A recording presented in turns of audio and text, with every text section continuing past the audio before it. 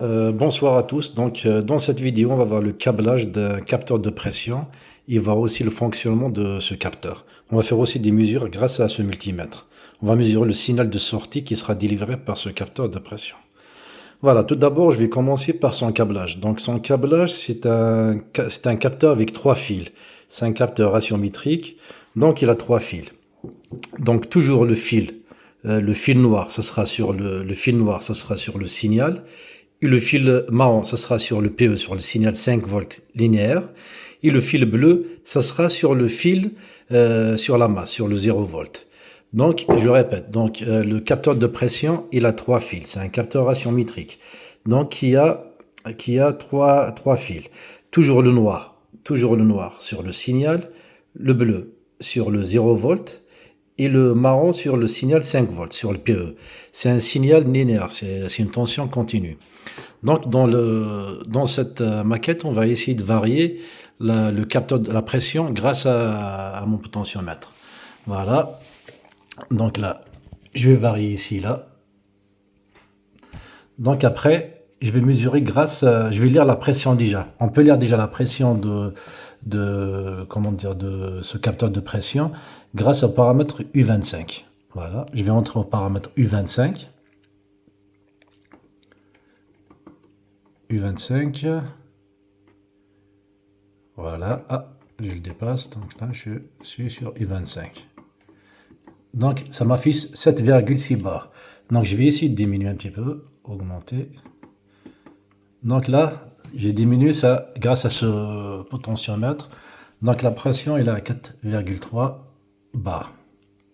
Donc après, si je vais au paramètre U26, ce sera relation, il va me donner la température.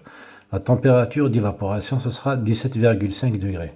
Voilà, parce que c'est la relation pression-température. Grâce au signal, comment dire, on a renseigné le fluide dans le paramètre O30 pour dire que c'est le R134A. Donc lui, il fait la relation à l'intérieur, il fait la relation pression-température. Si je change, voilà. Donc après, je peux mesurer aussi la tension grâce à mon multimètre. Vous voyez ici, là. Voilà. Donc là, normalement, on aura toujours un signal. Un signal toujours 5 volts. Attendez.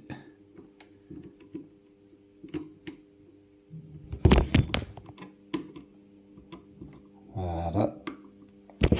Donc, on a toujours le signal 5 volts.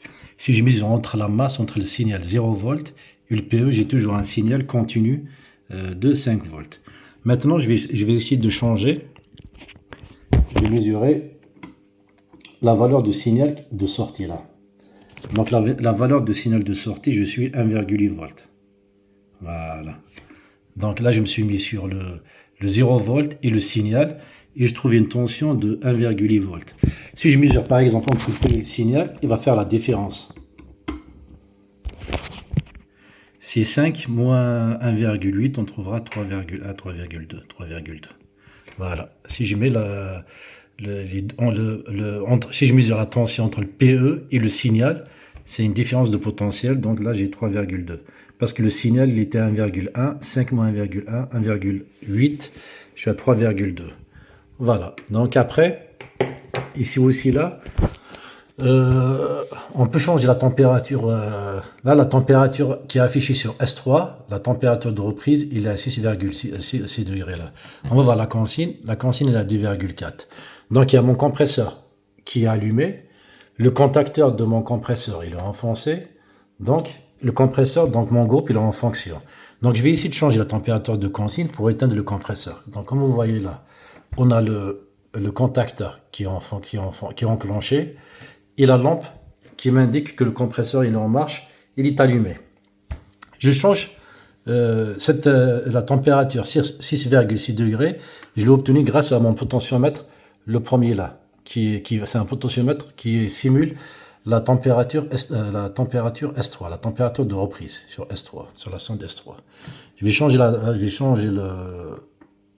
la consigne, je vais l'augmenter. Je vais dépasser la température. Voilà, je mettrai pas M8. Voilà. Et il y a mon compresseur qui est éteint, et la lampe qui est éteinte,